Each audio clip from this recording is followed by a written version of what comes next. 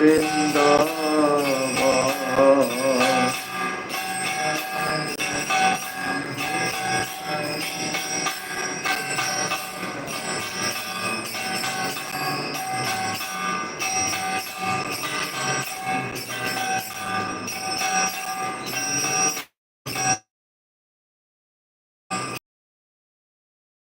Raghunatha Hoide Akuke Kabhi Ham Puja Bose Sugal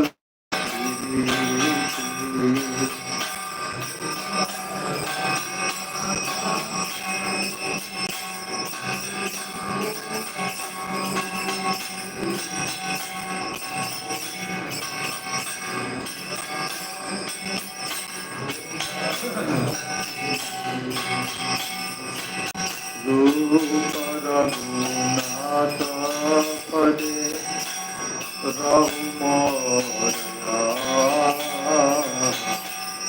Darshana Kavaye Sada Narotamuda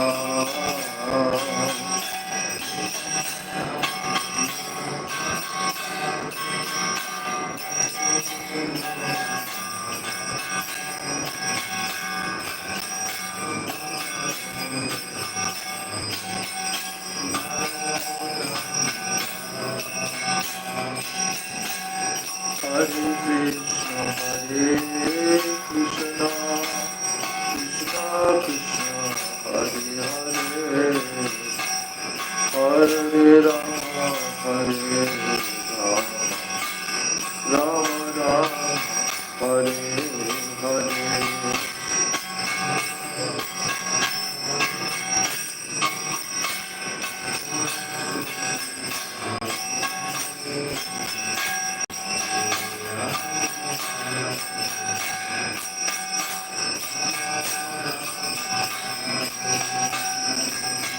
Hare Krishna, Hare Krishna, Krishna Krishna, Hare Hare, Hare Rama, Hare Rama, Rama Rama, Hare Hare.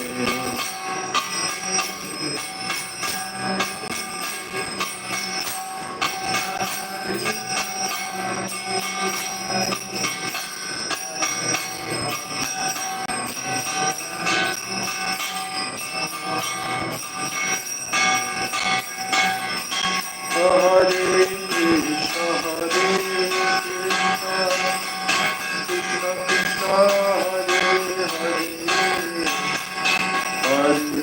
Hare Rama, Hare Rama, Rama Rama, Hare Hare.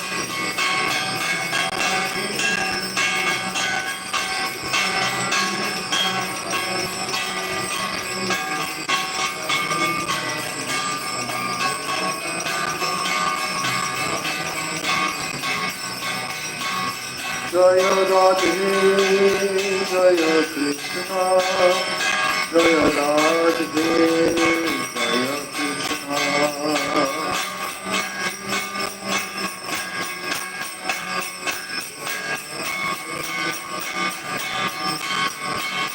Jaya Radhe, Jaya Krishna, Jaya Radhe, Jaya Krishna.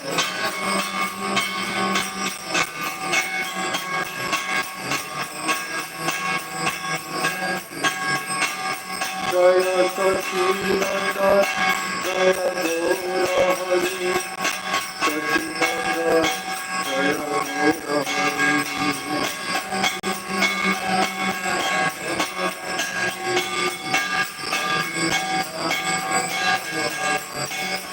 Jaya Nitai, Jaya Gaur, Jaya Nitai, Jaya Gaur.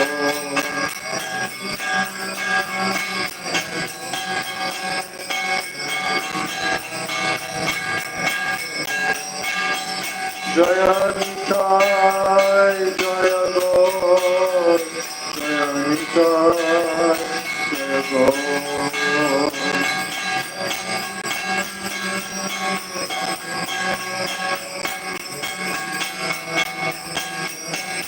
Nitai Gaur Hari Bol, Hari Bol, Hari Bol, Hari Bol.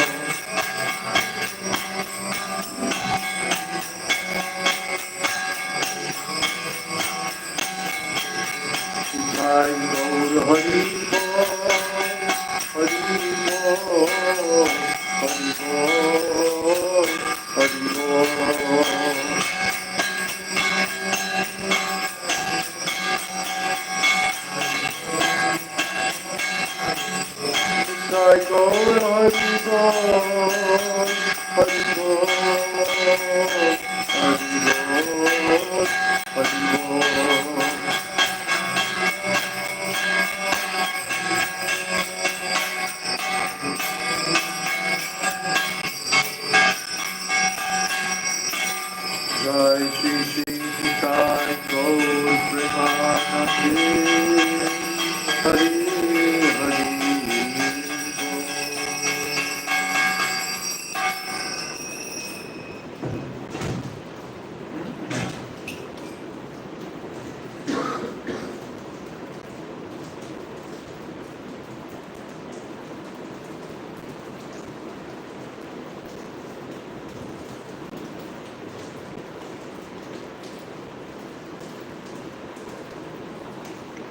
Om Jnanatimirandasya Jnananjanashalakaya Chakshurunmilitam Yena Tasmai Shri Gurave Namah Mukam Karoti Vachalam Pangum Langayate Girim Yat Kripatamaham Vande Shri Gurun Dinataranam Vanchakalpatarubhascha Kripa Sindhu Bhyevacha Patitanam Pavanebhyo Vaishnavebhyo Namo Namaha Namo Mahabhadanyaya Krishna Prema Pradayate Krishnaya Krishna Chaitanya Namne Gaura Tise Namaha Nityanandam Namastubhyam Premananda Pradayane Kalo Kalamashanashaya Janava Pataye Namaha Panchatattvatmakam Krishnam Bhaktarupa Swarupakam Bhaktavataram Bhaktakyam Namami Bhakta Shaktikam He Krishna Karuna Sindho Dina Bandho Jagatpate Gopesha Gopika Kanta Radha Kanta Namostute Tapta Kanchana Gaurangi Radhe Vrindavaneshwari Vrishabhanu Sute Devi Pranamami Hari Priye Vrindai Tulsi Devai Priyai Keshavasya Cha Krishna Bhakti Prade Devi Satyavachai Namo Namo Shri Krishna Chaitanya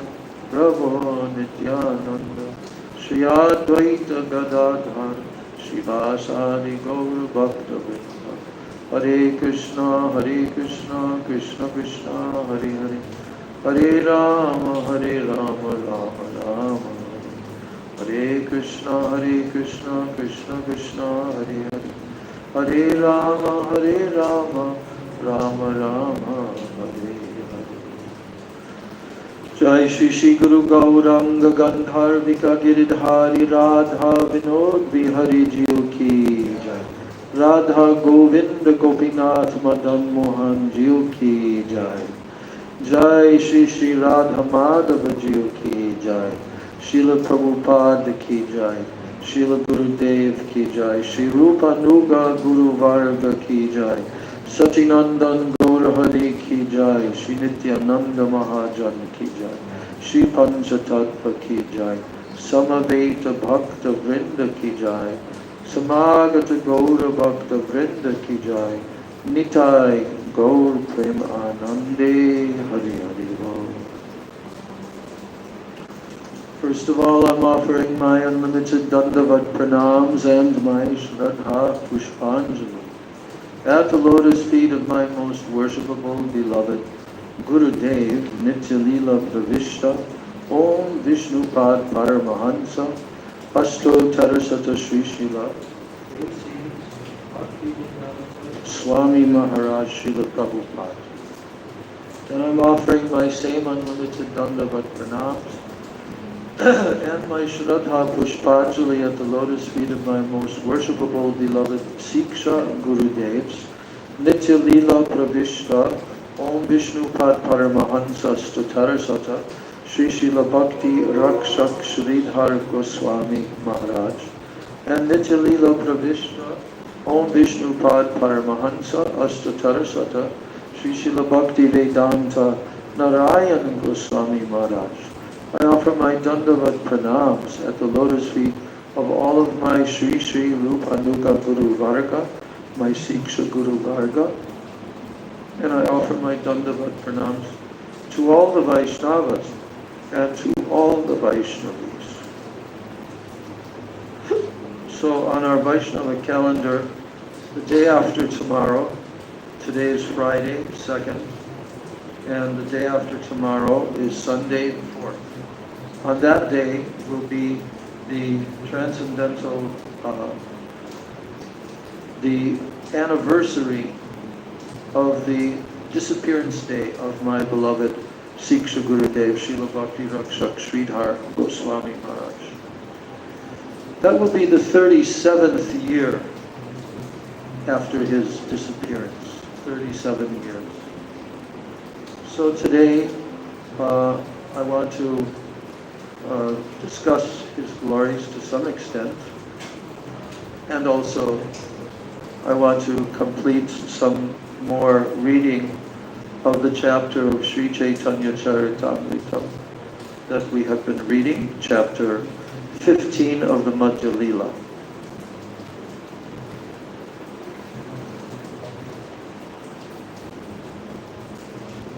So Chaitanya Mahaprabhu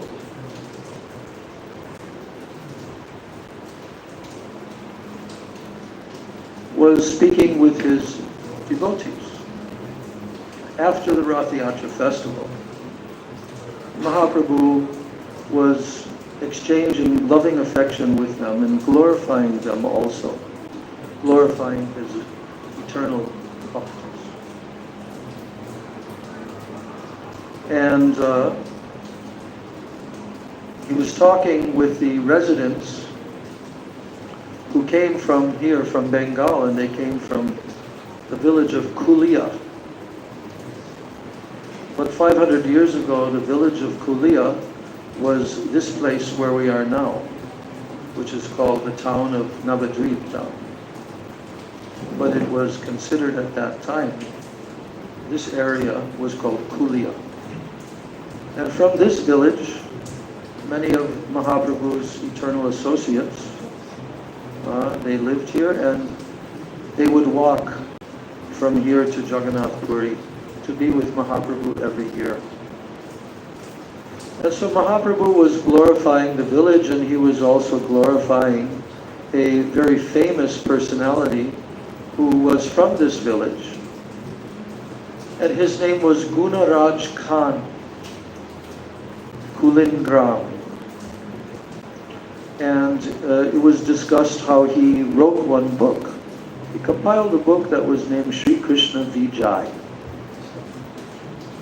And in that book, there was one sentence that Mahaprabhu appreciated very much, one sentence that Mahaprabhu appreciated very much, which was revealing the author, Gunaraj Khan, what kind of ecstatic love he had for Krishna.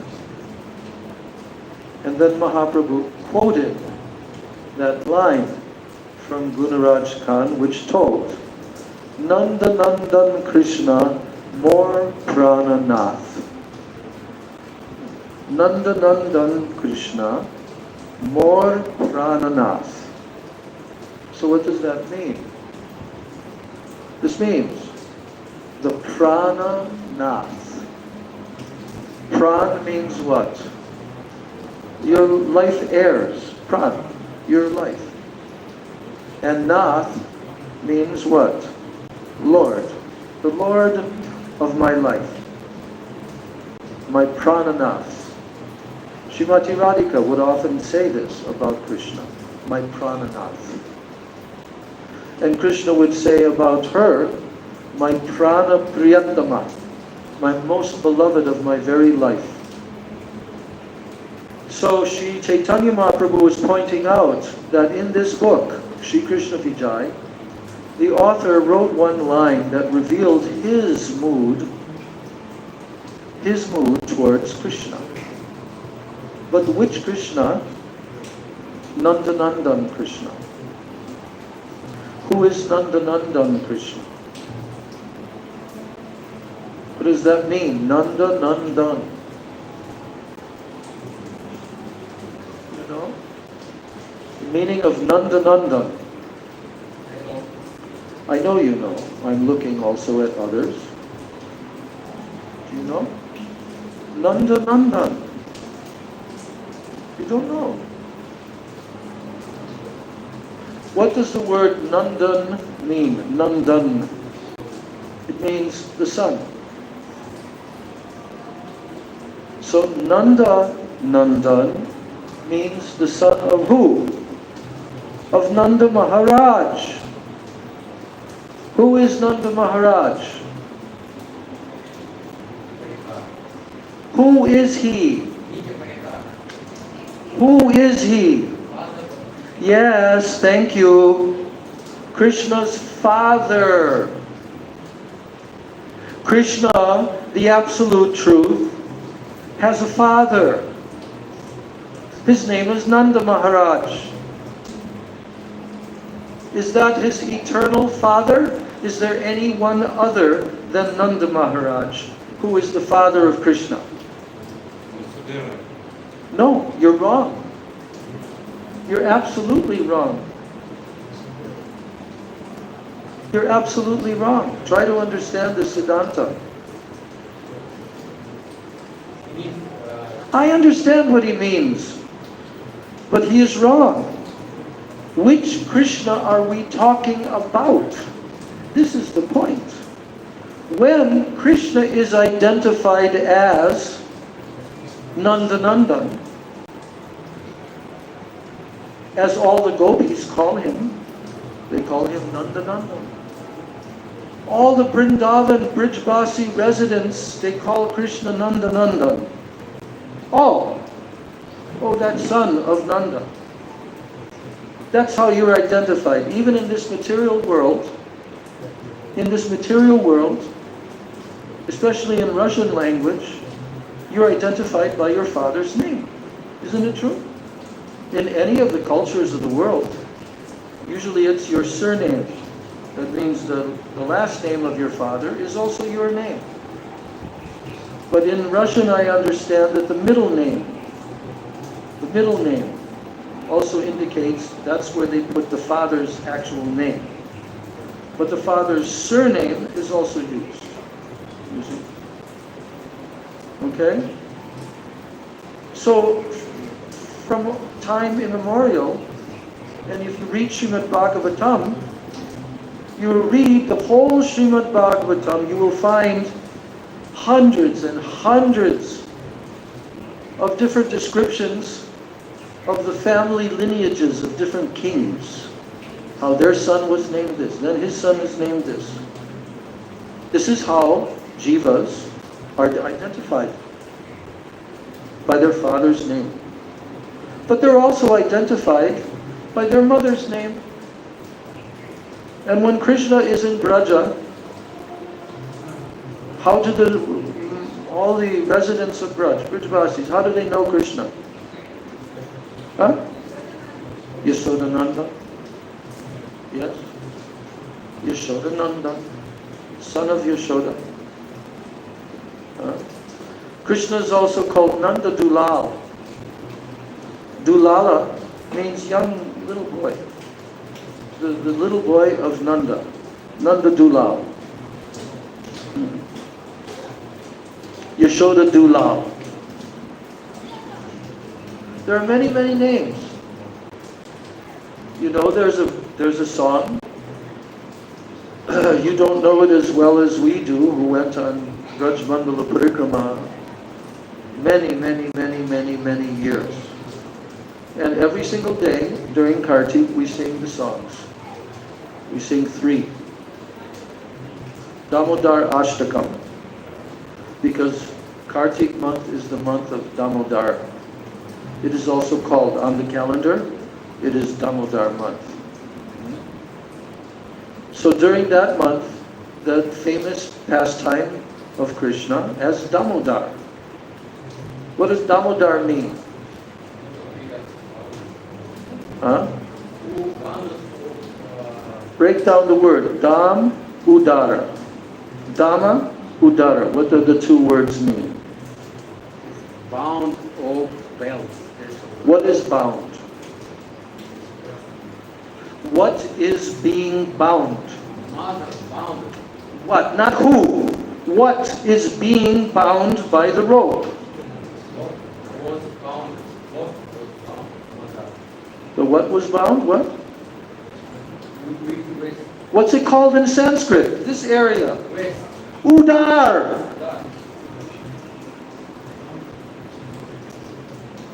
Udar means your belly. Your belly. And Dhamma means rope. Krishna's name is Damodar, which means he whose belly was tied by a rope. But who tied that rope? Mother Yashoda. No one else could tie a rope around Krishna. No one.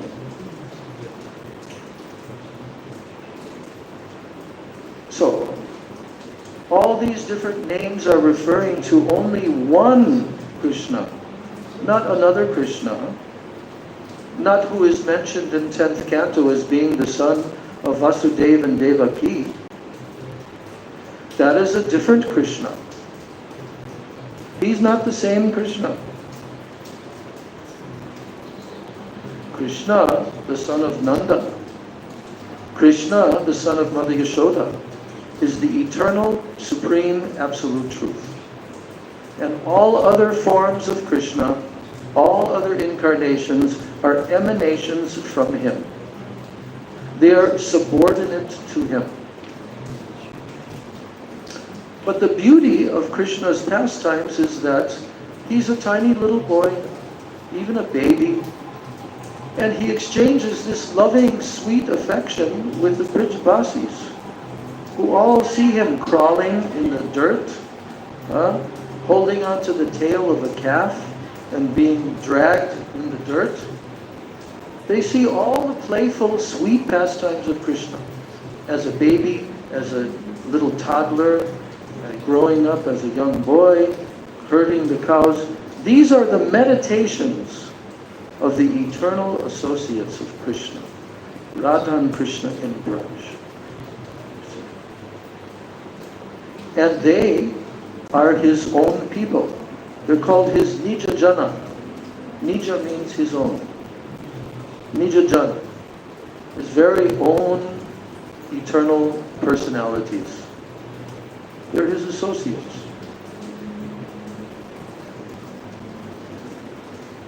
We do not even see them and refer to them as the bhaktas of Krishna. Why? Once time Srila Narayan Maharaj told us, oh, Mother Yashoda is the bhakta of Krishna. No. No. These associates of Krishna are not called bhaktas. They're called Nija Jana.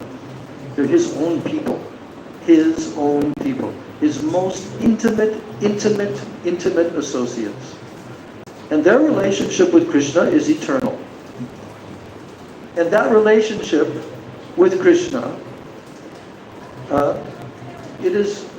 there is no other form that they worship. Only Nandanandan Krishna. Only Yashodanandan Krishna.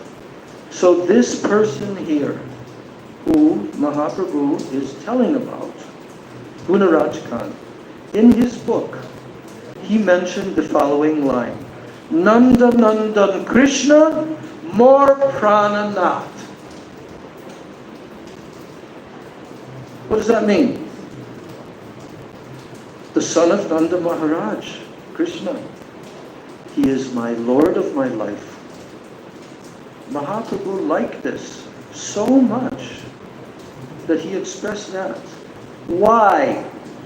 Why did Mahaprabhu like that statement from him so much? Do you know the reason why? Why? Yes. And that's Srimati Radharani's mood. Is Krishna, the son of Maharaj Nanda, is my prananath, no one else. You know the 8th shloka of Sikshastakam? 8th shloka of Sikshastakam. Do you know? Gauranga, can you tell?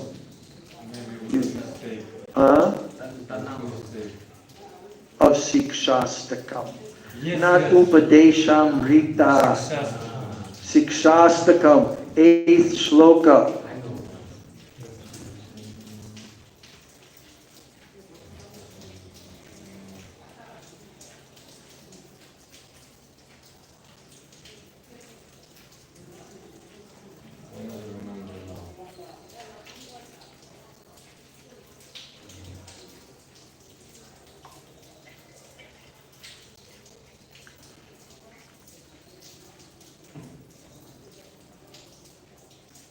I will wait until you say.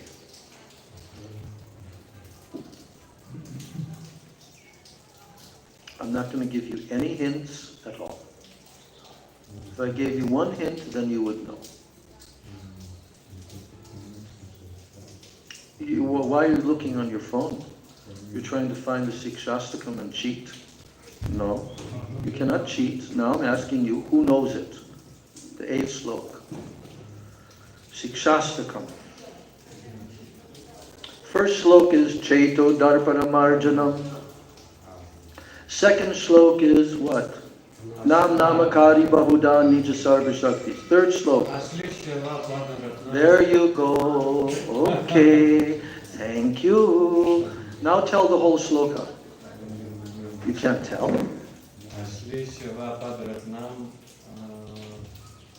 Pinashtu.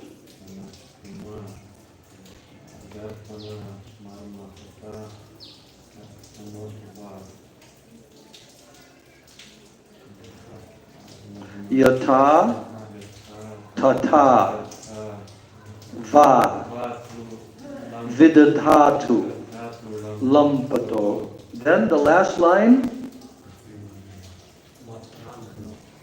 Say the line, whole line. Matprana natas tu saeva napara. Here's the word what? Prananath. Who's speaking this shloka, this 8th shloka of Sikshastakam? Who is speaking it? What? No, but actually Gauranga's speaking of this 8th shloka. Who is really speaking it? Yes. 8th shloka is expressed by Srimati Radharani. It is the highest mood, the highest love of Krishna. And there she said, I have no other Lord, no other worshipful Lord than this person. This person. Ashlishyava Padaratam Pinashtumam. What's the meaning of the first line? See, because you're not learning the words and the meaning of the words, therefore you can't know. You have to study the meaning of the words. Then you know the shloka. Yeah, but tell what it means. Ashlishyava Padaratam Pinashtumam.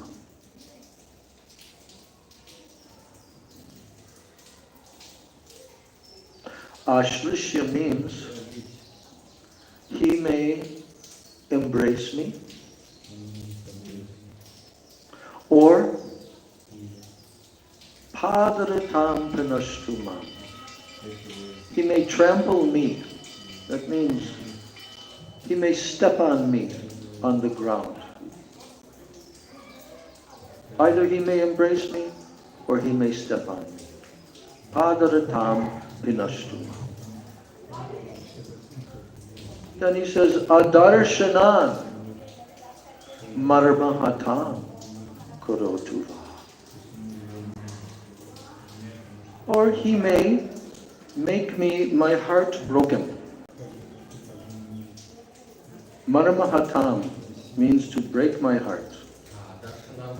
Adarshanan, not being able to see him. He may make me broken-hearted by not being present before me. Yata tata va vidadhatu lampato. Here, she is expressing he may do whatever he desires. Yata tata va vidadatu lampato. And she uses the word lampat. Lampat also means cheater. Lampat. He is free to do anything. But what? Mat prananatas tusa eva naparaha. Tusa eva naparaha means there is no other, no one else. Tusa eva naparaha. There is no one else other than him who is my prana nath. The prana nath, the Lord of my life.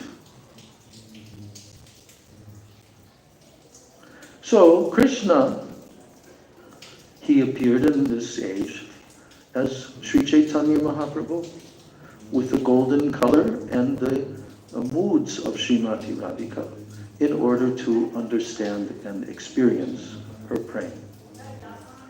So when Mahaprabhu is telling this about Gunaraj Khan and what Gunaraj Khan told, that he said, Nanda Nandan Krishna more prananath. Mahaprabhu liked that very much. He liked this statement of Gunaraj Khan that the son of Nanda Maharaj, that Krishna, is my Lord of my life. Mahaprabhu liked that very much. And then, because Gunaraj Khan wrote that in his book, then Mahaprabhu explained here that this sentence, this statement of Gunaraj Khan, what has it done for me? He says, I have been sold like a slave in a marketplace. A person becomes sold. He says, I have been sold into whose hands? Into the hands of the descendants of Gunaraj Khan. Because Mahaprabhu is talking to the descendants of Gunaraj Khan, who come from this village. And he is glorifying this famous personality, Gunaraj Khan, who wrote the famous book, Krishna Vijay, who said, Nanda Nandan Krishna more prananath. So, Mahaprabhu liked that so much that he said, because he said this, because Gunaraj Khan expressed this mood, now I am sold to all his descendants. I have been completely purchased. Do you understand? You understand this correctly in Russian language? That I have been sold to his descendants?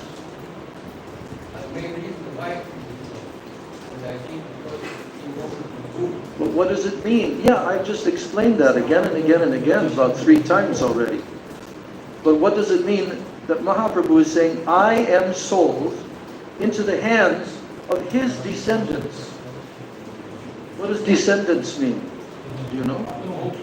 What? The people, no, after him. They descended from him, his descendants.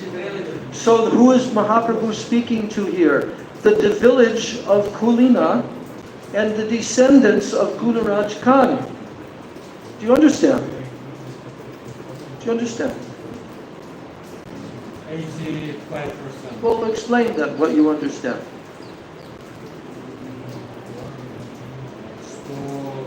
Получается, он был отправлен. Я уже забыл.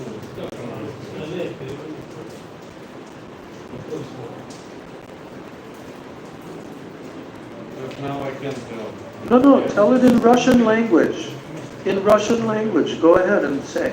Even in Russian. Can you say it? Так как Кришна Чайтанья встретил потомков вот этого хана Гарираджа, Gunaraj Khan. Этот Гунарадж Хан, он написал очень возвышенную книгу, Кришна Виджая называется. И, соответственно, Кришна говорит, что я теперь как бы ваш, я продан вам. Теперь как бы я в долгу перед вами, перед всеми этими потомками, которые являются родственниками Гунараджа Хана, я теперь перед вами в долгу теперь навечно. Из-за того, что он написал, видимо, эту книгу. What did he write? What's the sentence that he wrote? The sentence. Текст какой он написал? Not the book. The sentence in the book that Mahaprabhu said.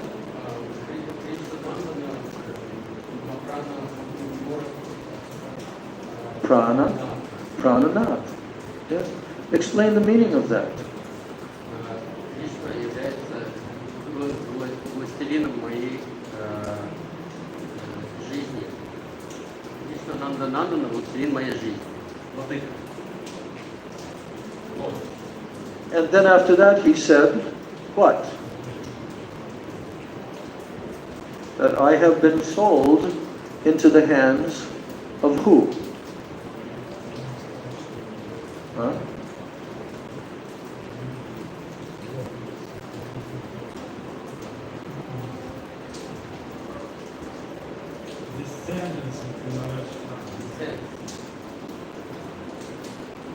Yeah, I've been sold into their hands. Why? Why is he telling this? Very here is all Israel very dear to Krishna. Even dog very dear. Even dog in the village very dear. So I have become sold into the hands of the descendants. And who is Mahaprabhu speaking directly to there in Jagannath Puri, in his assembly? Who lives in this village? Which village? Kulina. Kulina. That's the name of the village. And Mahaprabhu is telling that. Okay?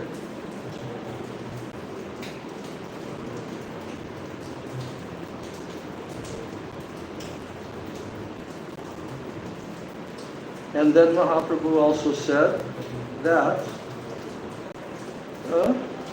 what to speak of the human beings who are living in the village, even the dogs that are living in that village are so dear to me, Mahaprabhu said. So now, after Mahaprabhu said that, then there were two devotees who are from that village, and they wanted to question Mahaprabhu. So they submitted their question at the lotus feet of Chaitanya Mahaprabhu. What were the names of these two devotees? Ramananda Vasu and Satyaraj Khan. Satyaraj Khan. The famous person is Gunaraj Khan, but this devotee is Satyaraj Khan. So he's coming down in the same family line, Khan. And Ramananda Vasu. Ramananda Vasu. You can say his name. Ramananda Vasu. Vasu. Ramananda Vasu. Ramananda Vasu. And Satyaraj Khan. Satyaraj Khan. Satyaraj Khan. Ramananda Vasu E. Satyaraj Khan. Okay? Now, Satyaraj Khan asked this question to Chaitanya Mahaprabhu. This is a very important discussion. Gurudev has it in his Ratha Yatra book. Okay? So Satyaraj Khan, they are coming from the village and they are in household life. So Satyaraj Khan is saying, I am a grihasta. I'm also a materialistic person, Vishayi. Understand? He's telling, I'm a grihasta and I'm a householder and I'm a materialistic man. I'm a Vishayi. Ki mor sadhane. He says, I don't actually know what the process, how I can advance in my spiritual life. So I am submitting myself unto your lotus feet, my Lord. And I'm requesting you to give me instruction. Understand? Of course, these are perfect personalities, but they're very humble. And they don't feel like they are perfect personalities. But actually, he's perfected. He's an eternal associate of Chaitanya Mahaprabhu. But he's asking this humble question. I'm a grihasta. You know that most of the followers of Chaitanya Mahaprabhu, they were grihastas. Most of them. Very few of them were renunciants. They were all grihastas. Srivas Thakur, Advaita Acharya, and all the Chandrasekhar Acharya, all the disciples of Mahaprabhu and his associates, they were mainly grihastas. Mahaprabhu himself was a grihasta in the beginning of his life until he was 24 years old. Then he took sannyas. So now he's telling, Satyaraj Khan is saying, I don't know, because I'm a materialistic householder. So I don't actually know what is the process to advance in my spiritual life. So please, I'm bowing at your lotus feet. You please give me instruction. You give me your orders. So now is the answer of Mahaprabhu, and this is very important. Это очень, what is it, важный. Это очень важный, что Махапрабху сказал. Очень важный. Prabhu kohen Krishna seva, Vaishnava sevan, nirantara koro Krishna nam samkirtan. So, what did he tell? Prabhu kohen. That means, Prabhu means Mahaprabhu. Prabhu Kohen means he spoke. Mahaprabhu spoke. He said 3 different instructions. First instruction, Krishna Seva. Because, these householders are now going back. They're going to be 8 months in their village until they come the next year.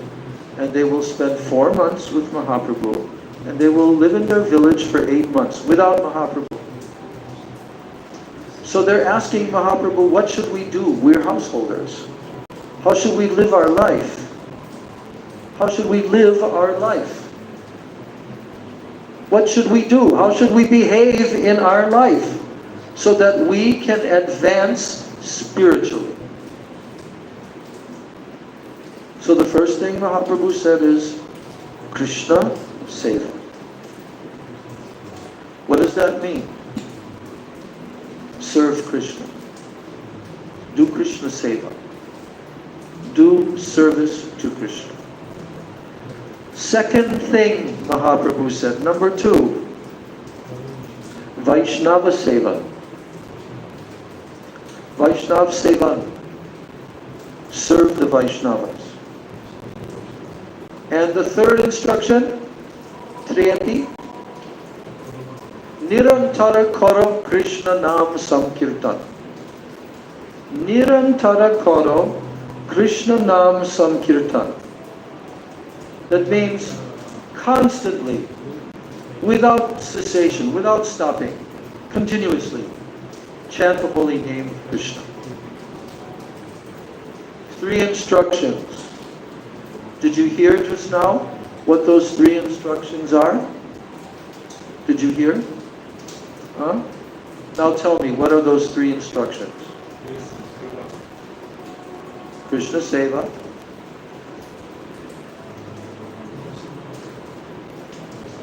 Do you know? Tell. Krishna Seva, Vaishnava Seva, and the non-stop chant. Nirantara. Kara. Nirantara. That means without stopping. Without stopping. Krishna Nam Samkirtan. Krishna Nama Samkirtan. Chant the holy name of Krishna. These 3 things. Is that clear? Is that difficult to understand? No? Mahaprabhu is giving this instruction for all. He says, serve Krishna, do Krishna Seva. He says, do Vaishnava Seva. Vaishnavas, you serve the Vaishnavas. And Krishna Nam Nirantara. Nam Sankirtan. Always, always chant Krishna's holy names. Simple 3 instructions. Now,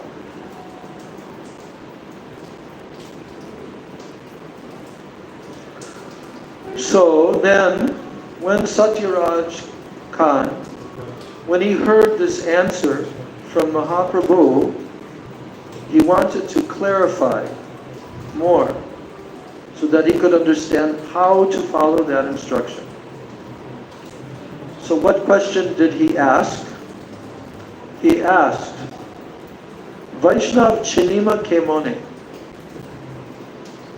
That means, how can I recognize that who is a Vaishnava? How can I recognize who is a Vaishnava? Because you're telling me to serve Vaishnavas, so how can I understand this is a Vaishnava, this is not a Vaishnava? He's asking that question. He said, what is a Vaishnava? What is a Vaishnava? How can I recognize Vaishnava? What are his symptoms? Samanya Lakshane. That means the general symptoms of a Vaishnava. How can I know that someone is a Vaishnava? So what is Satyaraj Khan asking?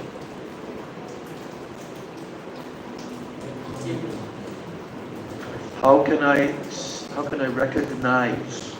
How can I know when I see someone? He's a Vaishnava. How can I know? How can I know? Whether he's a Vaishnava or whether he's not a Vaishnava. How can I know? What are his symptoms? Now you should know that this question, same question, was asked by Satyaraj Khan 3 years in a row. Each time that the devotees came from Bengal to Puri, and each year when Mahaprabhu was bidding them farewell, he asked the same question 3 times. And each time, 3 years in a row, Chaitanya Mahaprabhu answered it differently. You don't know this, huh? You haven't read this. Yes. Mahaprabhu answered this question differently each time. Who is a Vaishnava? How can I recognize a Vaishnava? Because are there different levels of Vaishnavas? Huh? Are there different levels of Vaishnavas? He explained 3 times because 3 levels. Yes. That's okay. But my question is, are there different levels of Vaishnavas? Or are all Vaishnavas on the same level? Huh?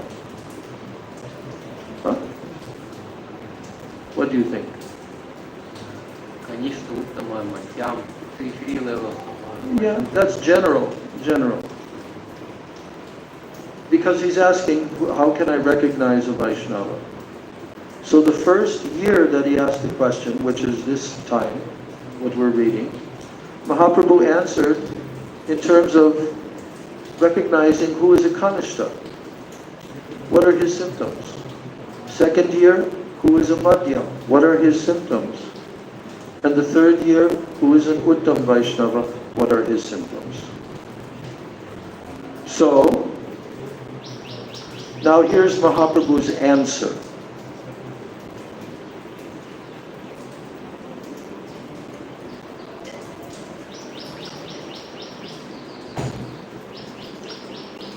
Prabhu kohe jar muke shuni ek baar, Krishna naam se pujya shreshta sabakar.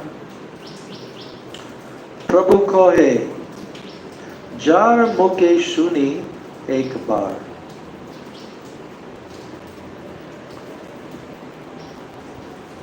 That person from whose muke means mouth.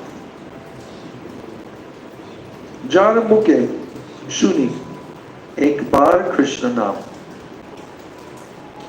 That person from whom you hear coming from his mouth even one time the name of Krishna. Se puja. That means he is worshipable. Shreshta sabakar. He's the best amongst all the human beings. That person from whom you hear Krishna coming from his mouth. Now Mahaprabhu is telling.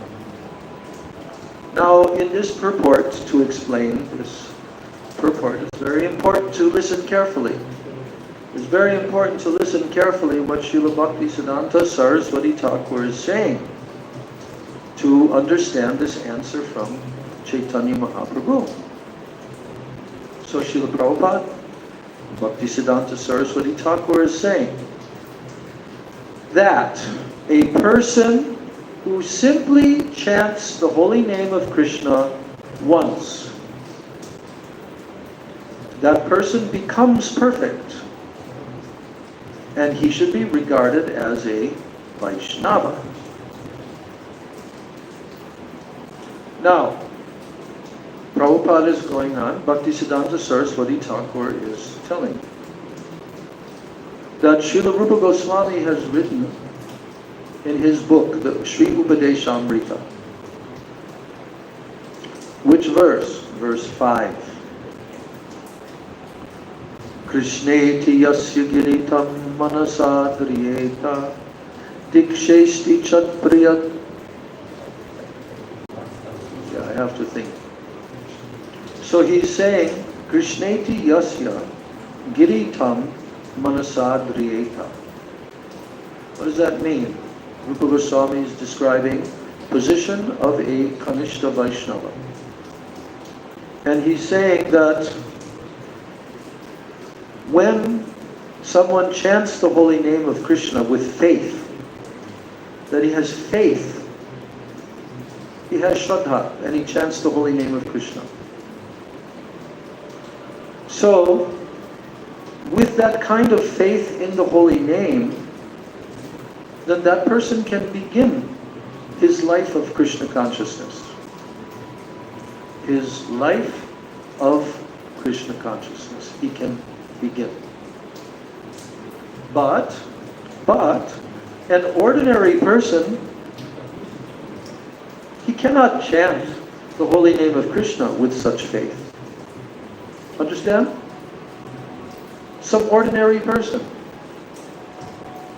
If you're on the streets of Russia or any other country and you're meeting people trying to give them a book about Krishna, and then you tell the person, can you say Krishna? Can you say that? And the person will, okay, Krishna. You understand? He'll repeat. That doesn't mean what is being told here. But it's good for him because it's a kind of namabas. He's not aware, he doesn't know the meaning of Krishna, nothing. But he gets benefit. That happened to me. So, but I had some faith. You know that. I actually had faith when I started to chant the words Hare Krishna. I actually had faith that this is something very important. That this is a transcendental sound vibration. Yes, so this is something special, something spiritual. I had faith in that because the card said, please chant this transcendental sound. That's all I knew. But what Bhaktisiddhanta Saraswati is saying, that an ordinary person, they cannot chant the holy name of Krishna with such faith. So, what does it mean to have some faith in the holy name of Krishna? It means that one should accept the holy name of Krishna to be what? Completely identical with Krishna himself. This name, the sound Krishna, is Krishna himself. He's the Supreme Personality of Godhead. And what is the Supreme Personality of Godhead? He's completely transcendental to this world. He's the Supreme Absolute Truth. So, that this is the meaning of faith, that one chants Krishna, Hare Krishna, with this understanding and this faith, that actually this name, this sound vibration, is non-different than Krishna himself. Identical with Krishna. What else? This Vaishnava, even though he's Kanishta, he understands the statements of the Shastras, like Padma Purana. In the Padma Purana there is a beautiful verse, that Nama Chintamani Krishna's Chaitanya Rasa Vigraha. What does that mean? That means that the name of Krishna is like a Chintamani jewel. A Chintamani jewel. That if this name of Krishna touches anyone, it will be turned to gold. So the name of Krishna is like that, and it's actually identical with Krishna. It is Krishna. The sound, Krishna, is Krishna. Someone who becomes a Vaishnava, a Kanishta Vaishnava, they have firm belief and faith that this is a truth. And they begin to chant the name of Krishna with this kind of faith. And then gradually, over time, Krishna's name will change that person into a pure devotee. Now, what else do they understand? They understand that the name of Krishna is actually, Krishna is personified in the sound vibration. That sound vibration is actually Krishna. They have faith in this. Krishna, Krishna, Krishna. He is Krishna. That sound is Krishna. A Kanishta can believe that. He can have faith in that. A Madhyam is tasting and experiencing that. And Uttam has fully realized that. But even in the beginning stages, you can have faith, this is Krishna, and respect the name of Krishna. So, because that sound of Krishna is actually Krishna himself, that means that Krishna has become the sound vibration. He is the sound. He's not different than the sound Krishna. And therefore, that sound vibration is completely, perfectly transcendental. It is transcendental. It's not of the material world. It is not of the material world. And that name of Krishna is also eternally liberated. That sound vibration is not of this world. It's of the spiritual world. It is eternally mukti, liberated. That sound.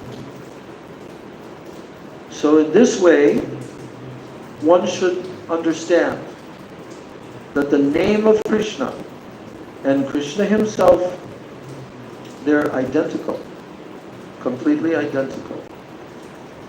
And one should continue to chant the name of Krishna with this kind of belief, this kind of faith. Should continue to chant always the holy name of Krishna. So, now, continuing with this explanation, when a devotee is situated on the beginning stage, okay, beginning level devotee, neophyte. What do you call neophyte in Russian?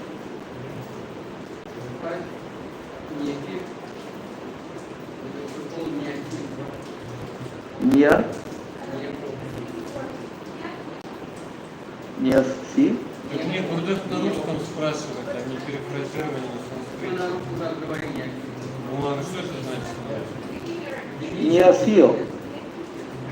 Yeah, so it comes from the same word. Neophyte. Neophil. What? Neophyte. Neophyte. No, usually most devotees doesn't understand the meaning, they just repeat neophyte itself. Oh, We neophyte. not use... I see. It's the not same Russian word, but they just say it in the Russian accent. Okay, I understand. Now, когда devotee, neophyte level. So,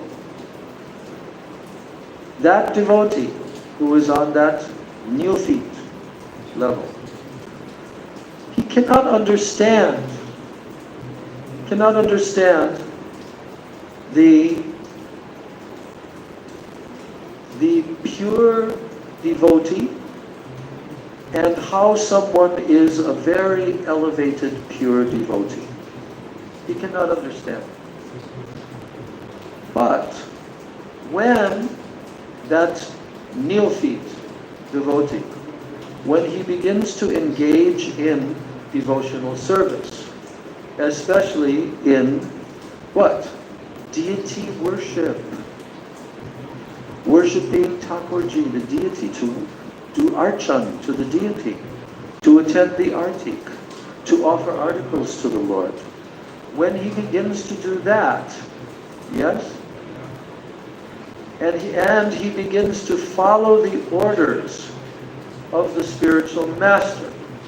He begins to follow the orders of the spiritual master. Then what takes place? Then gradually that devotee, he becomes a pure devotee.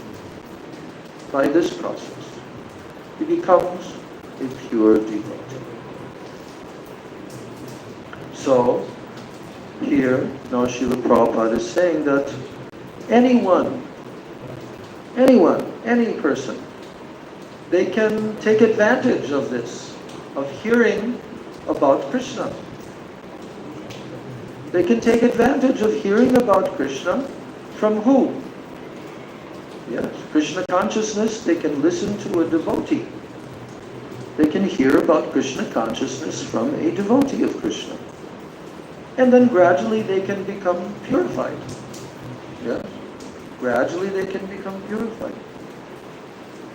So, this explanation is culminating in the understanding that any devotee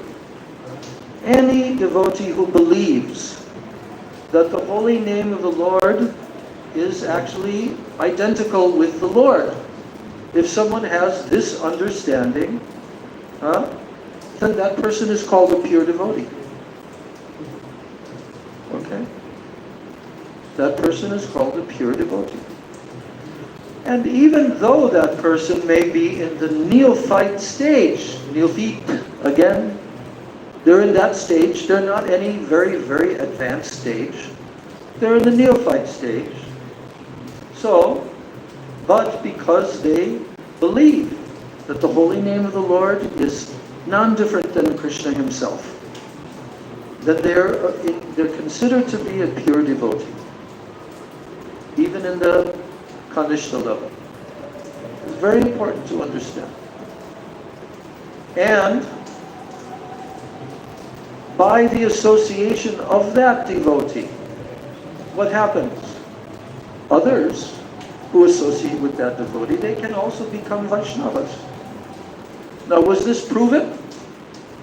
Was this principle proven? Millions of times. When Prabhupada came to America, were there any devotees? Huh? Were there any devotees of Krishna?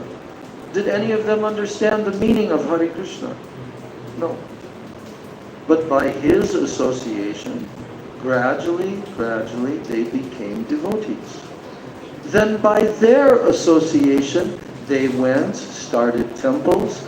People who came to the temple, they became devotees. And then those persons started other temples and they became devotees. So that's proven fact that when devotees are under the guidance of a spiritual master and they have this faith that the name of Krishna is actually Krishna himself, when they go to preach under the direction of the spiritual master and others hear from them, they become attracted and they become devotees.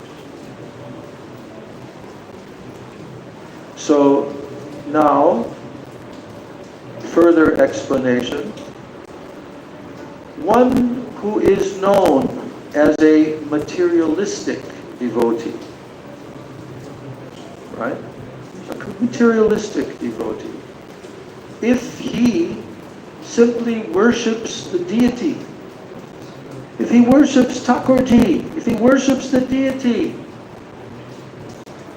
but he has faith that this deity is Krishna himself. Krishna is coming in this form. But if that person has faith in worshipping the deity of Krishna, but he does not show proper respect to the devotees and also to other persons,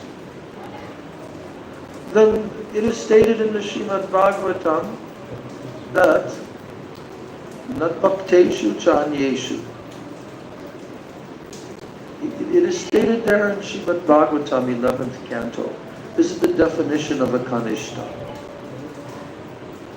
Archayam eva hadaye pujam yakshadaye hate. Nata bhakteshu chanyeshu sa bhakta prakrita smritaha. So, even by associating with such a neophyte devotee, another person can become a devotee. So, even though the definition of a neophyte devotee in the Kanishta level is that he has great faith in the deity of the Lord, but he doesn't know how to recognize and how to respect Vaishnavas. Yes, this is a very big problem. When neophyte devotees, they do not recognize what is the level of a Vaishnava, especially very senior, very learned, very advanced, and they don't respect them properly. So what happens? Vaishnava Parat comes. So this is the definition that yes, they have Shraddha. Pujam yam Shraddhaye hate. They have Shraddha in worshipping the Lord in the temple. But then they cannot recognize the Vaishnavas. Their vision has not developed.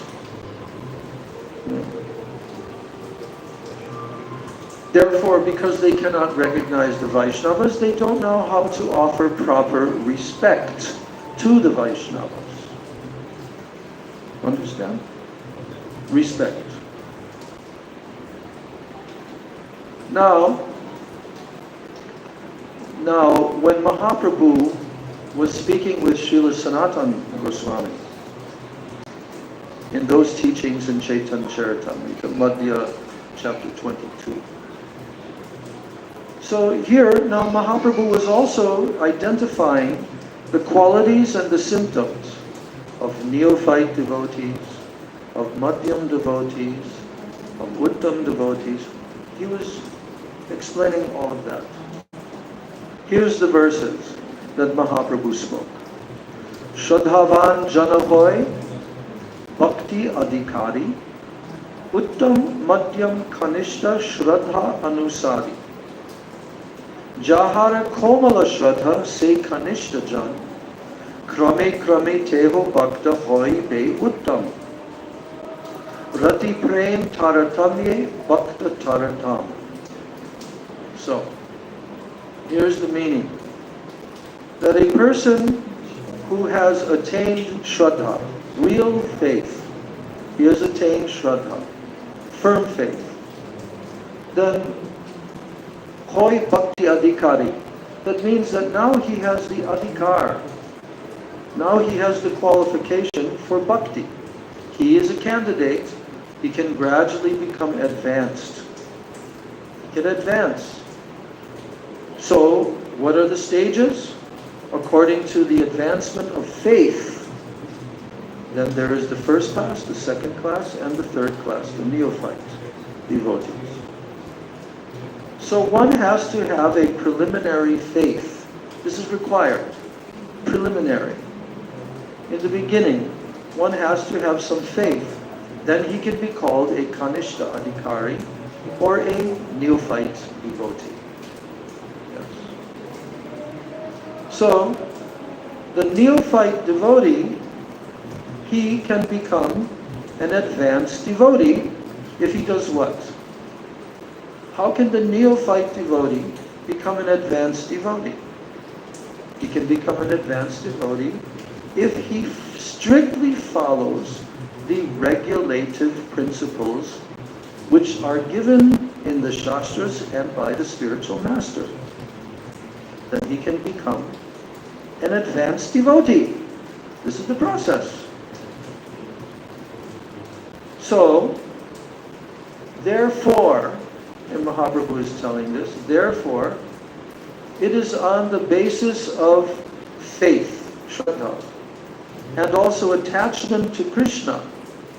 These two things, how much faith someone has, and how much attachment someone has to Krishna, you can judge on the principle of these two symptoms.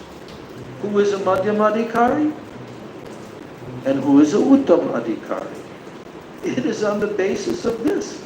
How much attached to Krishna, how much they are strong faith.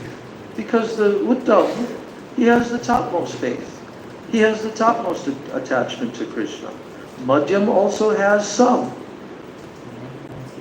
So gradually, the neophyte devotee can advance step by step.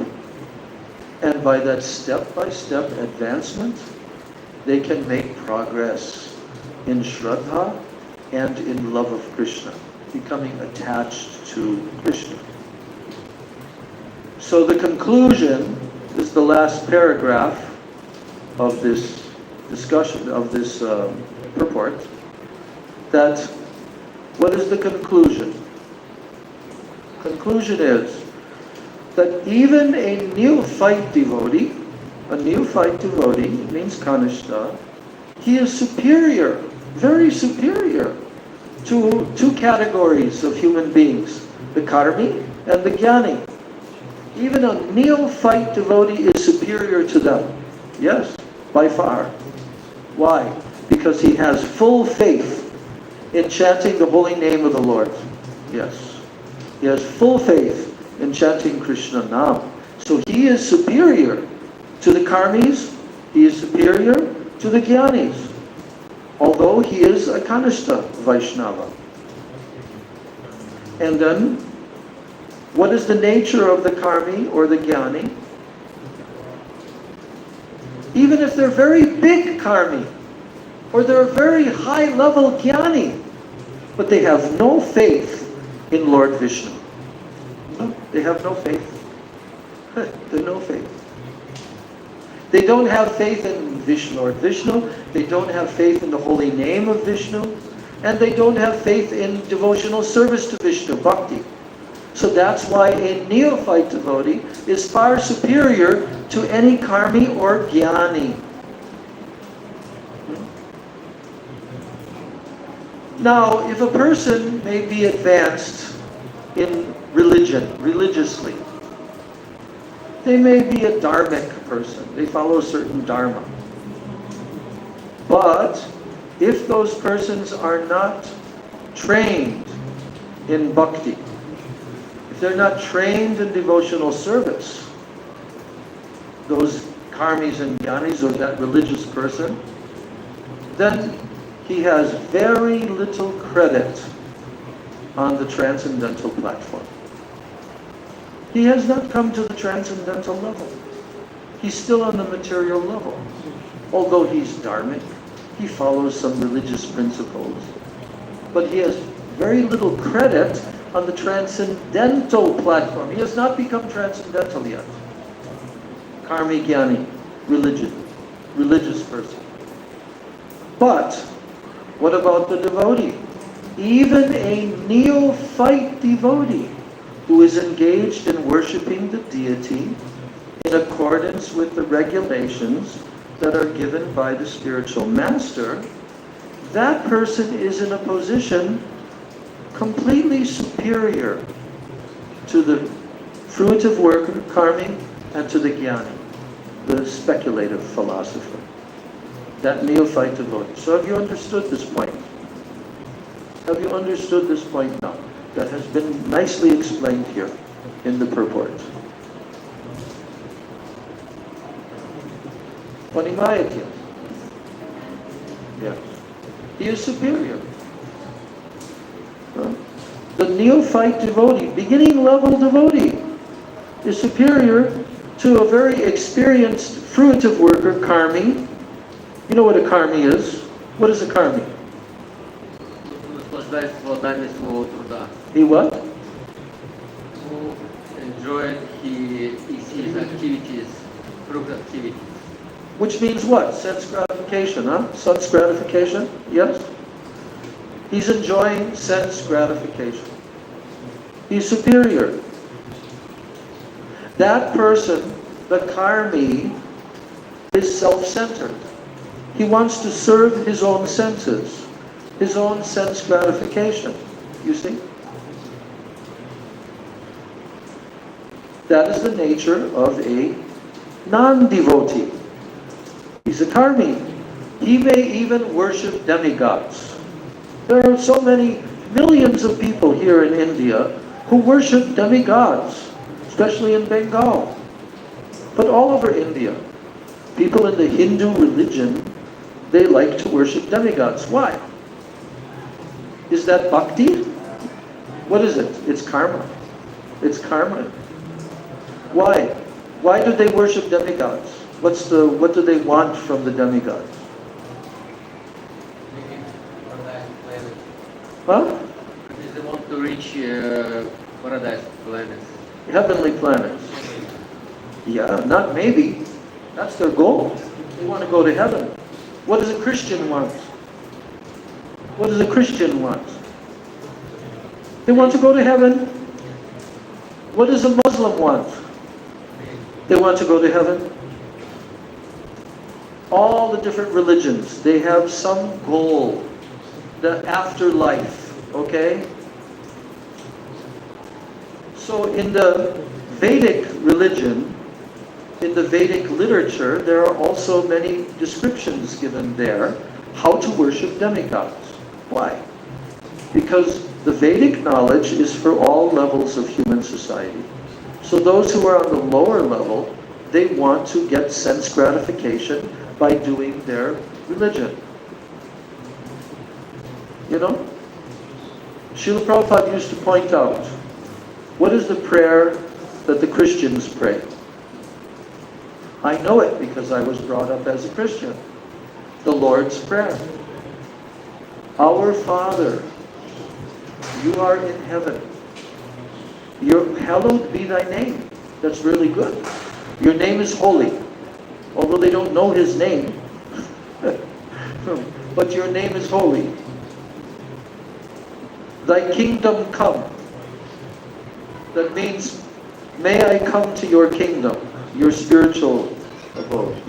Thy kingdom come, thy will be done on earth as it is in heaven. So wherever, in heaven or on earth, the will, the desire and the will of God will happen. It should be accomplished. They believe this.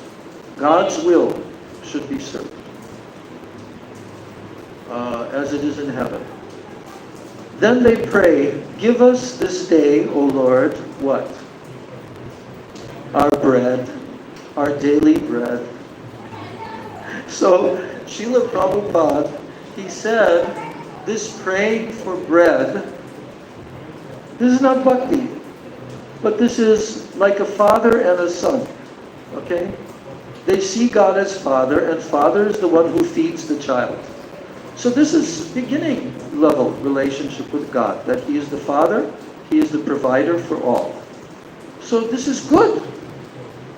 This is good that someone can recognize that God has given everything. He's made this arrangement for all of us to eat. This is a realization of God in food. It's called anamoy. That you understand God in the form of food. You know? So, give us this day our daily bread. And forgive us for our sins. Just like we forgive others for their sins. So you, God, please forgive us for our trespasses, our sins. Forgive us for our trespasses. Trespass against us. And please, God, do not lead us into temptation. You know that? Don't lead us into temptation. But please deliver us from what? Evil. Please deliver us from evil. For thine is the kingdom, thine is the power, and thine is the glory.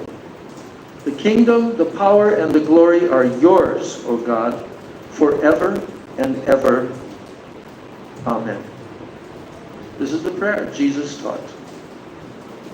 So in this prayer, there is some good, but they have to advance more. So if someone follows that Christian religion, and then they're truly sincere, then when they meet devotees, they'll become devotees. So same way in the Vedic literature, there are methods for advancing in transcendental consciousness. If a person believes in God, like Hindus do, they don't know which one to worship because they like that. They're not highly educated in the Vedic system. They don't have Sadguru and all of that. But they're worshiping. They're worshiping God. Do you know that Srila Prabhupada also explained that even a tribal person, like an African, tribe, they have no real civilized culture or religion. But what do? They believe that nature,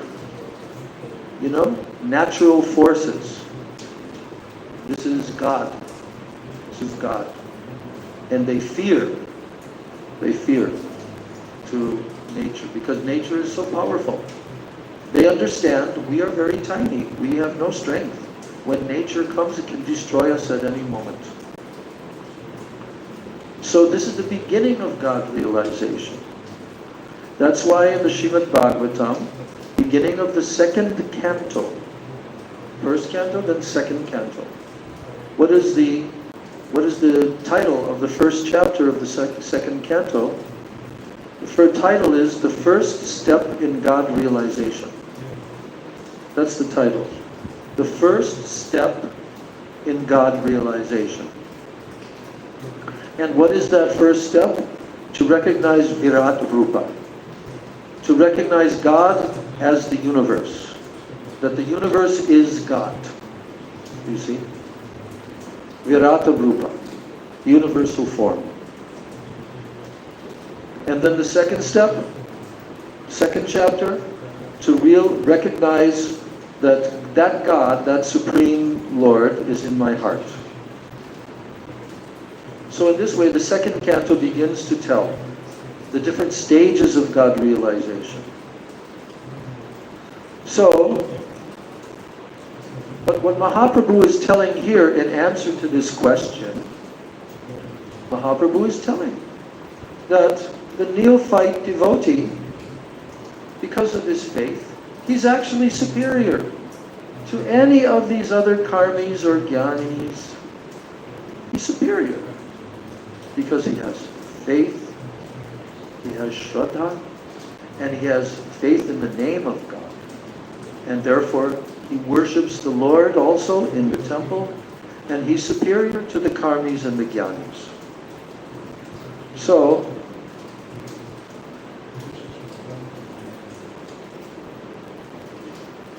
then Mahaprabhu says to his Vaishnavas, he says, Ek Krishna name kore sarva pap kshoy. Ek Krishna name kore sarva pap kshoy. Nava vidha bhakti purna nam hoite hoy. So here he's telling, simply by chanting the holy name of Krishna even once, just by once, Ek Krishna Nam, Ek, one name of Krishna, Sarva Pap Kshoy, then a person is relieved from all the reactions of his sinful life. All sinful reactions are destroyed, even by one name of Krishna. And then he said, Navavida Bhakti Purna Nam Hoite Hoy. That one can complete the 9 processes of bhakti, Navavidha. Nava means 9. Navavidha Bhakti. The 9 processes of bhakti. How can he accomplish that? The 9 processes of bhakti? Simply by chanting the holy name of Krishna. Simply by chanting.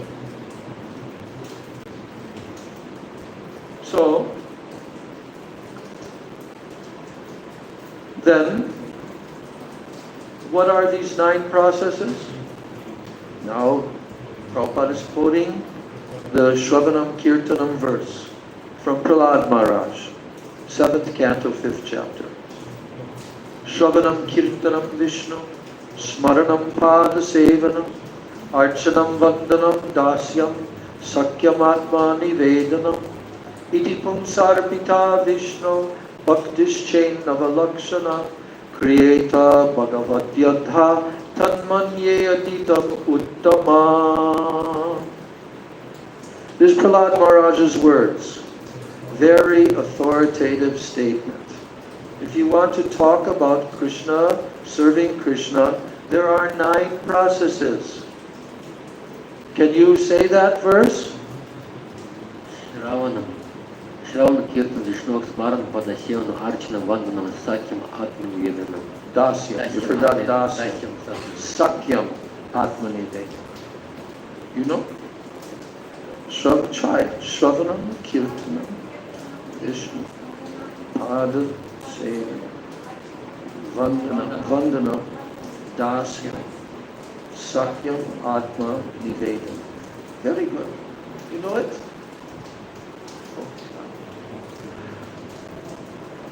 You have a lot of shlokas to learn.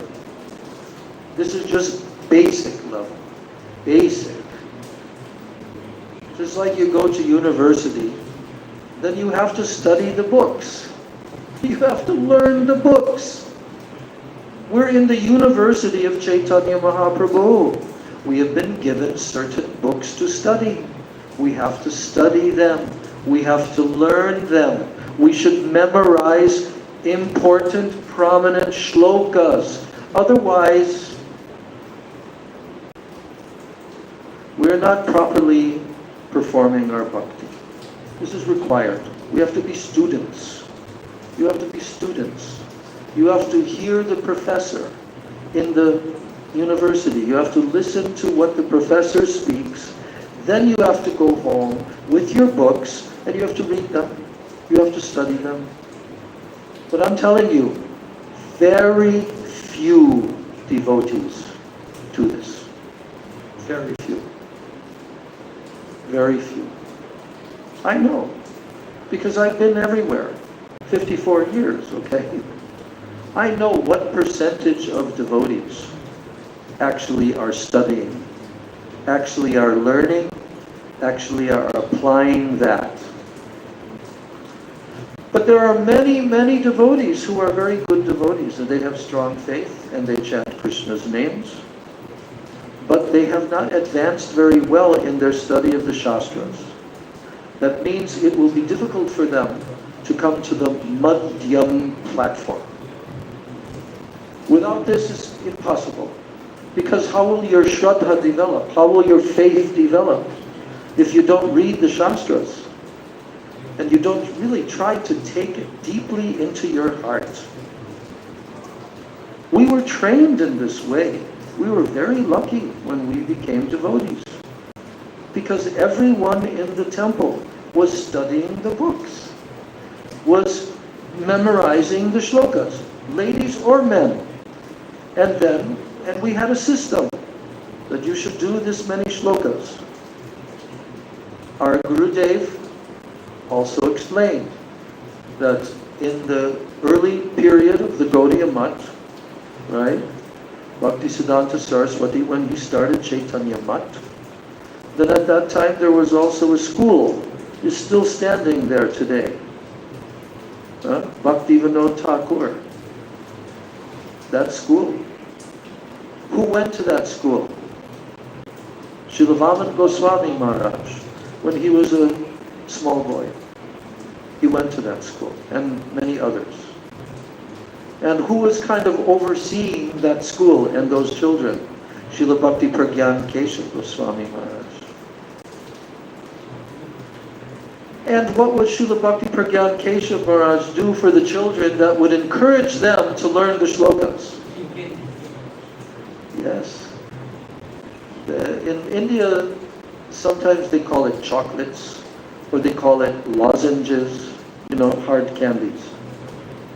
So, Bhakti Pragyan Keshav Maharaj would tell to the students, for each sloka that you learn, you memorize, I will test you, and I'll give you one piece of candy. For each sloka. So Srila Vaman Goswami Maharaj was so incredible, even as a young boy. He would memorize at least 10 shlokas and get 10 pieces of candy every day. So that relationship developed. Actually, Srila Bhaktivedanta Vaman Goswami Maharaj, he always considered, even though he took first initiation, you know that, from Bhaktisiddhanta Saraswati, he got Harinam from him. But his full guru was Bhakti Pragyan Keshav Maharaj. All through his whole life. He never identified him that I'm direct disciple of Prabhupada Bhaktisiddhanta Saraswati. Yeah. And even one time, there's a whole very beautiful story. Later, when he grew up, and one time, Bhakti Pragyan Keshav Maharaj referred to him, said, "Oh, come here, my dear God brother." He was in shock. Srila Vaman Maharaj, he was at that time Sajan Sevak, Brahmachari. And he began to weep and cry. He began to weep. Have you not accepted me as your direct disciple? Are you not my guru? And he was weeping. And then Bhakti Pragyan Keshav Maharaj said, "Don't worry. You are fully my disciple, not partly." He was very rarely, barely ever, he would say, "Oh, you're my godbrother." Why? because they're both initiated by Bhaktisiddhanta Saraswati Thakur. One is initiated, first initiation, but he is fully initiated. Bhakti Pragyan Keshav Raj. You see. But Srila Vaman Goswami, Sajan Sevak Brahmachari, he never considered that I am a direct disciple of Bhaktisiddhanta Saraswati. This personality, Vinod Bihari Brahmachari, he is my all in all. He is my full guru, fully. You see. So like this, Srila Vaman Maharaj would get many candies from him. And Srila Vaman Goswami Maharaj, when he grew up later on in his life, he was so incredibly genius scholar. Just like Bhaktisiddhanta Saraswati Thakur. His memory was so perfect. He could actually remember each and every page that he had ever read in his life. And he could speak it verbatim. Whether it was English, Bengali, Sanskrit. You see, these are not ordinary. Srila Vaman Maharaj was like that. And they used to call him the encyclopedia of the Vedic knowledge, because of any question you ask. Yes, okay, so in this way, Shravanam, Kirtanam, Vishnu, Smaranam, Padasi. These 9 processes, what are they? Shravanam. What is Shravanam? Shto Shravanam. Yes. Hearing. Kirtanam. Chanting. Smaranam. Smaranam. Remembering. Padasevanam. What? Say it. Huh? No. What does the term mean? Pada Sevanam? Means feet. Yes. Sevanam, service. Whose feet? Whose feet are we serving? Pada Sevanam. Vaishnava. No, Krishna. This is talking about bhakti to Krishna. This verse. Navavida Bhakti. Pada Sevanam. How to do that? That's a different subject. But Pada Sevanam means to serve the lotus feet of the Lord. Archanam. Archanam.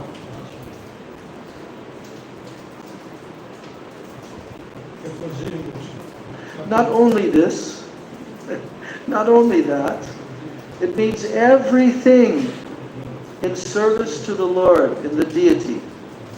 That means also offering artik. It means also offering bhog to the Lord. It means also cleaning the Lord's temple and His altar. Many, many activities are there in Archanam.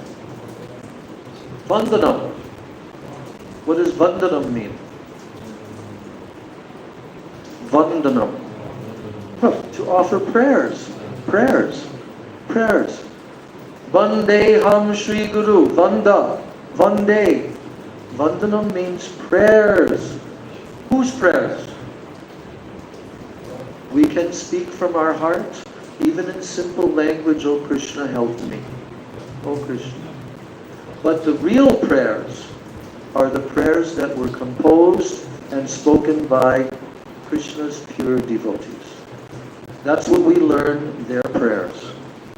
When we do our Mangala Charana in the beginning, before speaking, then we say prayers. Whose prayers? The prayers of these personalities. And we try to realize what they are saying. Dasyam. What does dasyam mean? It means to become a servant. Yeah, all of these are serving. Shravanam, Kirtan, this is all serving. But the mood that I am the servant of Krishna and I am the servant of the servant of the servant of Krishna. That mood is called dasyam. I'm not independent from the Lord. I'm not the enjoyer. I'm the servant. Krishna is the enjoyer. Sakyam. What does Sakyam mean? Sakyam. Friendship. Sakyam. Friendship. Why is Krishna to be regarded as our friend? Why is Krishna our friend, and that we should have a mood towards Krishna, that Krishna is really my best friend? Why? That mood of feeling friendship towards the Lord, what does that mean? This means that really Krishna is our very best friend. Why? Because in the Bhagavad Gita, he says that. You know, in the Bhagavad Gita, which verse? No, you don't know. Which chapter? No, you don't know. 5th verse, a 5th chapter, final verse. Krishna is telling 3 things about himself to us. He's telling us. Bhoktaram yagya tapasa. Bhokta means I'm the enjoyer. Krishna is the enjoyer. Of what? All yagya, all tapasyas are meant for Krishna's enjoyment. Tapasya. Fasting is for Krishna, not for me. All tapasyas, all yagyas, all austerities, they're for Krishna's enjoyment. So therefore Krishna says, Bhoktaram yagya tapasam. I am the enjoyer of all sacrifices, of all austerities. Second thing that Krishna says, Sarvaloka Maheshwara. You know the word Maheshwara. Maheshwara. Maha-Ishwar. Maheshwar. What does that mean? Huh? In English, tell me. What does it mean? Highest Lord. Huh? Highest Lord. Ishwara, what does Ishwara mean? Ishwara means that he is the supreme controller of everything. Of all planets, of all demigods, of everyone. Sarva Loka means all planets, Maheshwaram. I am the Supreme Lord. I am the Supreme Controller of all planets. This is the second thing Krishna is telling. And finally, the third thing is what? Suhritam. Sarva Bhutanam. Suhridam. Sarva Bhutanam. Sarva Bhutanam means all living entities. Sarva Bhuta. The Bhutas means living entities. So Sarva Bhutanam, I am the what? I am the friend of their heart. Suhrit. I am Suhrit. I am very, very intimate, well-wishing friend of all living entities. So we should understand this statement by Krishna that if someone accepts this, Bhoktaram, Yagyatapasam, these 3 things Krishna is declaring, if someone completely accepts me in these 3 ways, then what? Gyatva mam shantim richati. That person understanding and knowing me in those 3 ways, he will attain shanti. What does shanti mean? It means shanti, peace, peace. No anxiety, no worries, nothing. He'll be completely peaceful when he understands these 3 things about me. So, The term sakyam means friendship. So when a devotee cultivates this relationship with Krishna, oh Krishna, you're my best friend. You're always wishing me well. I should surrender to you, O Krishna. This is called sakyam. I'm your servant, but you're also my intimate friend. You always care for me. And then finally, sakyam atma nivedanam. What does the term atma nivedanam mean? What does atma mean? First of all, atma. What does atma mean? Atma, self. In Russian, по-русски, self. Sam. Atma means myself. And what do we consider to be ourself? Well, in this material condition, we think that this body is ourself. And we think that this subtle body, this mind is ourself. And we also may come to understand that my very soul is my real self. Okay? So, when a devotee fully understands that myself, I belong to Krishna. My Atma is Krishna's. It's not mine. I don't even own myself.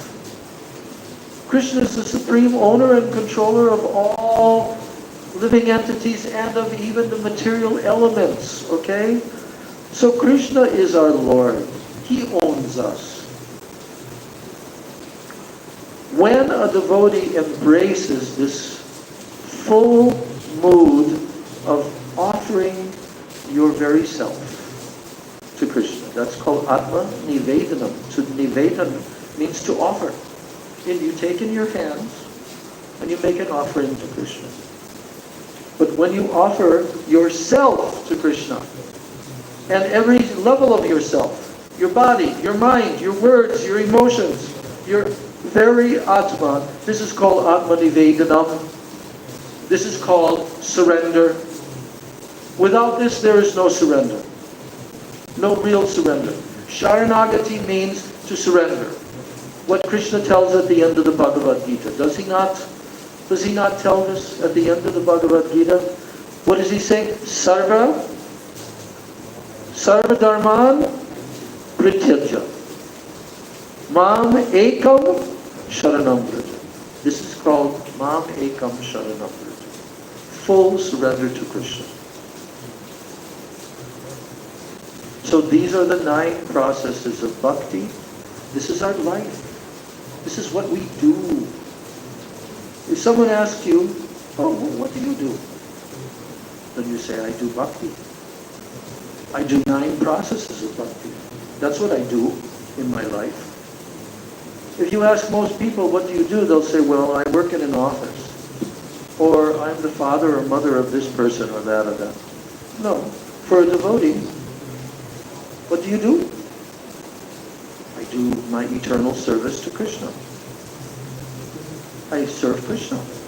And I serve Krishna's pure devotees. You see? Krishna's never alone. Krishna's not by himself. Krishna's surrounded always by his pure devotees. Unlimited numbers of Krishna's pure devotees. So, when somebody asks you, who are you? What do you do? Well, I'm a devotee of Krishna. I serve Krishna and Krishna's pure devotees. That's what I do in my life. So this is full realization, okay? But now you have to apply that. Now you have to do practical application. All right, so we went over time. But you know, today's a rainy day. Today's a rainy day. And we're just sitting here talking about Krishna. We're not thinking all about the time. But we like rainy days because on rainy days no one can go and do other things. So therefore, We can be chanting Krishna's names, hearing about Krishna. All these things we can do on rainy days. And then on days when it's not raining, that we can run here and there and do so many different services. Yes? Okay. So I'm finishing here. Such beautiful discussion from Sri Chaitanya Charitamrita. The day after tomorrow is the disappearance day of my beloved Siksha Gurudev Srila Bhakti Rakshak Sridhar Maharaj. And we will go to his temple there. And even though everything's going to be in Bengali, but I'm going to come and I'm going to sit on my little foldable chair and wait until they call on me, and they'll give me maybe 10 minutes maximum, then I'll speak something. But I'm also going to speak about Srila Sridhar Maharaj in the class after, on Tuesday. Then I'm going to begin Sri Guru and His Grace and reading the nectar that has come from Srila Bhakti Rakshak Sridhar Maharaj. If I start to read the nectar that has come from Srila Bhakti Rakshak Sridhar Maharaj, now it's beginning of August, probably it will take me minimum 1 year with our 3 classes per week. If I use every single class and I just read and spoke about Srila Sridhar Maharaj's teachings and his books, at least 1 year. You know, this last year I did one of the books. Did you know that? One of Srila Sridhar Maharaj's books I read from cover to cover in my class. What was that book? The Golden Volcano of Divine Love. Very wonderful. So, there's at least 10 important books from Srila Sridhar Maharaj. Takes time to read. So anyway, we have other books, we have other festival days. We cannot devote all of our time to that topic. But what I do is on the days when I'm not having classes, and even on the days that I'm having classes, I go back to my room and I open up my wonderful books. And I become so happy, lying down, sitting up, reading, oh, so much nectar. Yes, you should also learn how to do that. You should learn how to associate with these personalities who have written these books. How this Vani, Srimad Bhagavatam, Chaitanya Charitamrita, Bhagavad Gita, all the books of the Goswamis, all of this, what has been given by Srimad Narayan Maharaj, the Katha of Bhakti Rakshak Sridhar Maharaj, all of this, it's an ocean. And we should swim in that ocean. This is our business. This is our business. Our business is to swim in the ocean. So you can also ask, or you can also tell if somebody asks you, what do you do in your life? You say, I'm a swimmer. I'm a swimmer. Swimmer. Huh? Yeah, I'm a swimmer. Oh really, you're a swimmer? Like, where do you swim? I swim in the ocean of nectar. Ocean of nectar? Where is that ocean? Ocean of nectar. Oh, it's right here. Come in my room and I'll show you my whole collection of the ocean of nectar. All this nectar from all the acharyas. This is the ocean of nectar. Okay.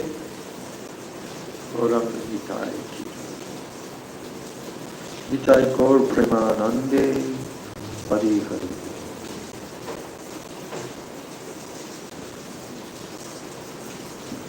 Hare Krishna, Hare Krishna, Krishna Krishna, Hare Hare, Hare Rama, Hare Rama, Rama Rama, Hare Hare, Hare Krishna. Bolo. Krishna Krishna, Hare